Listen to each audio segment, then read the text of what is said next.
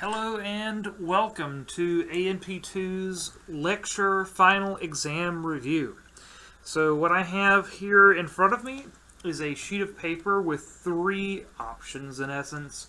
One for the urinary system, an area that deals with the male reproductive system, and an area which deals with the female reproductive system.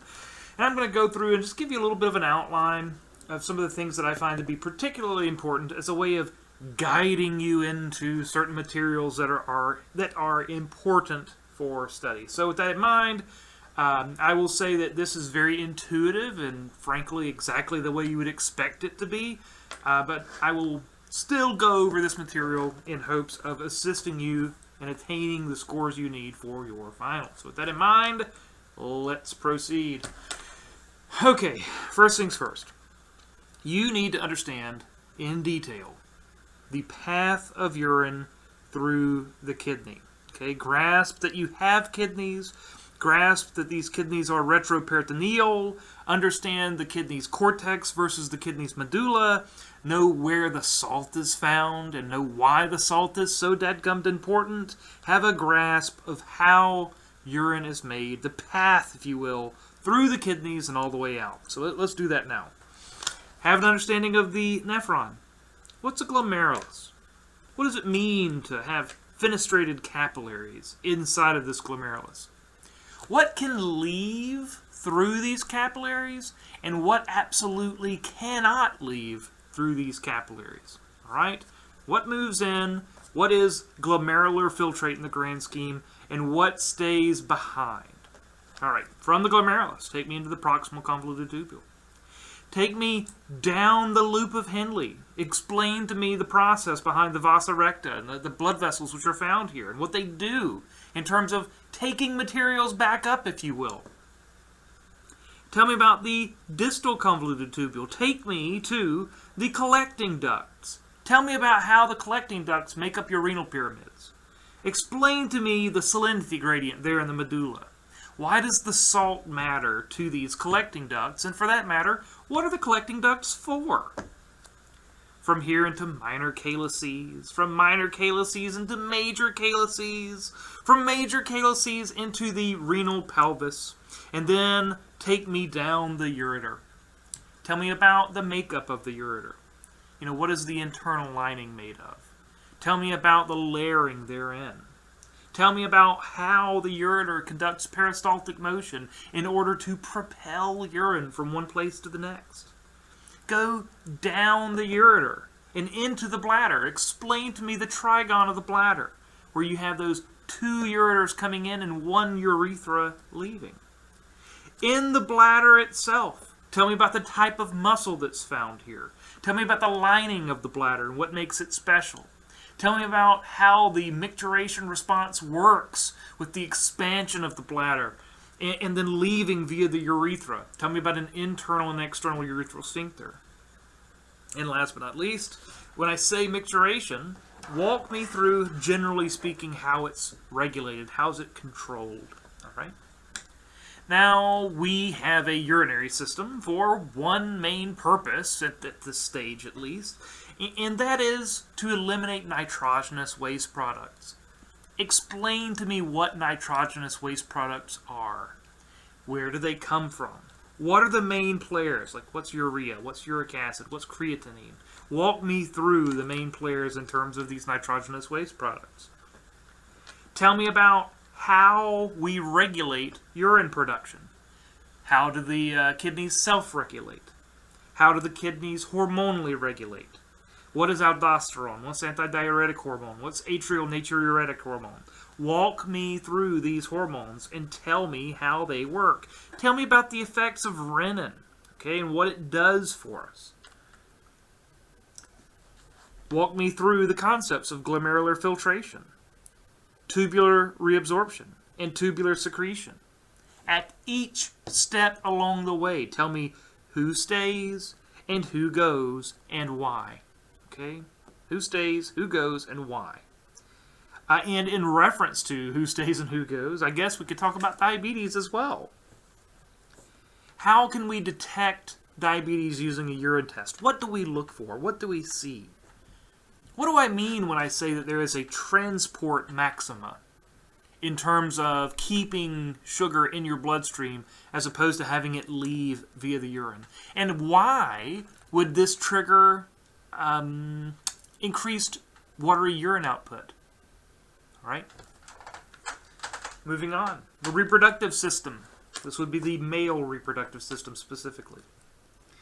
Or I guess a little bit of an introduction on the urinary or the reproductive system overall, and then moving into the male side of things. So, be able to tell me about ovaries and testis. Tell me about that these are gonads, that they make gametes, which are haploid cells, and make sure you understand what the heck a haploid cell is. Tell me about how this will lead to the formation of a diploid zygote, and that you, at your earliest stage, were just this fertilized egg, a diploid zygote. Comparing male and female parts and pieces. I feel it's very important that you have a grasp of homologous structures between males and females in terms of reproductive system. You need to see that very early in development, we were virtually identical to one another. And through minor tweaks of hormonal variants, our parts distinguished into one set of materials or the next. So tell me about these homologous structures. All right, moving on. Oh, in reference to this, have a grasp of SRY genes and testis determining factor and the effect of having this on, for instance, being able to produce large amounts of testosterone. All right. Moving on. So, the testes. Why are the testes held externally versus the eggs which are held internally? How do the testes regulate their temperature? What is the muscular aspect of this in terms of testicular temperature regulation? What is a pampiniform plexus? And how does this augment the temperature of these testes? Tell me about the internal parts and pieces of the testes. What are seminiferous tubules? How are sperm being produced there? What are Leydig cells? What do they make? What is special about sperm and the epididymis?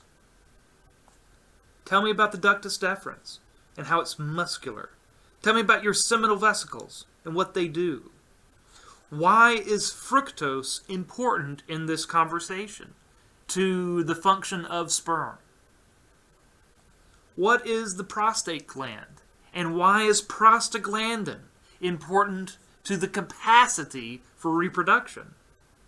You know, all of these have specialized little functions. I want to know what they do. All right, like what is the effect of prostaglandin on the cervical mucus, as an example?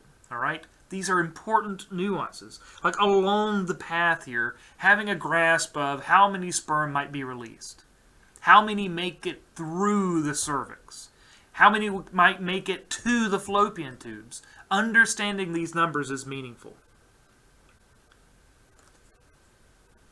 Along the way, be able to walk me through the effects of the sympathetic versus parasympathetic divisions of your autonomic nervous system, and frankly in both males and females, but primarily in males, towards our capacity for reproduction.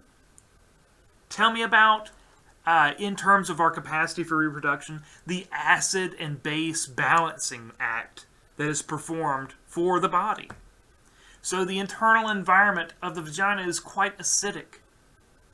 Tell me about the buffering activity of semen to regulate pH there to allow sperm to survive. So tell me about the acid-base balance of the body and where that would be found and why things are the way they are. And I have in big bold letters at the bottom of this, testosterone. Tell me what it does. It's a fair statement. A totally fair statement. All right, next, on the female side of things, tell me about the ovaries. Tell me about ovarian follicles.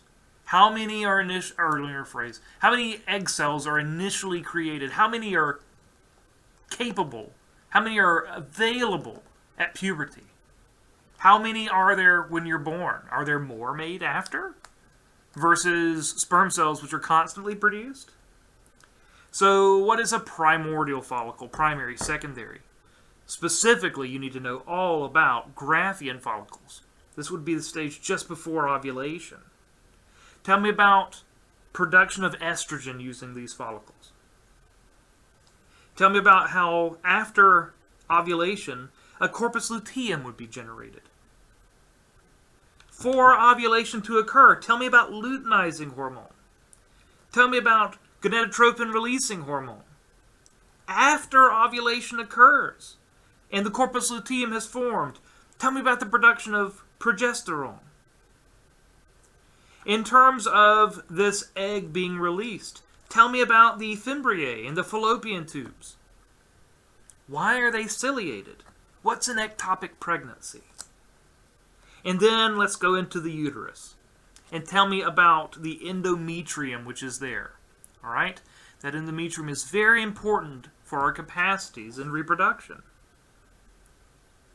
So make sure you have a grasp, yet again, of acid-base balance and the chemicals involved in reproduction, their effects upon the environment of the vagina and the uterus, their effects upon the cervix, as an example. Like, all of these things are very important for our reproductive capacities, and you need to have a grasp of this. And as I sit here thinking about it, when we are producing eggs, when we are producing sperm, why from general meiosis do you produce 4 functioning sperm cells versus 1 solo egg that's capable of producing a viable offspring? So 4 sperm, 1 egg. Why? Why is it those numbers, if that's English? All right. At the end of pregnancy, tell me about oxytocin. What does oxytocin do in terms of generating contractions? What is human chorionic gonadotropin? And why would having it or not having it be an important thing to you? During pregnancy, I want to know absolute specifics about blood volume variances. Mom's got more blood. How much more? Tell me why. Okay? I think I've discussed gonadotropin releasing hormone. Let's see, what else? I think that's good. I think that's a good walk into the concepts of these lectures. So use your quizzes. Use this audio. And this should be a very nice help walking you into this final and getting you where you need to be. So thank you so much. I hope you've had a wonderful semester, and I look forward to seeing many, many high grades. All right, have a nice day.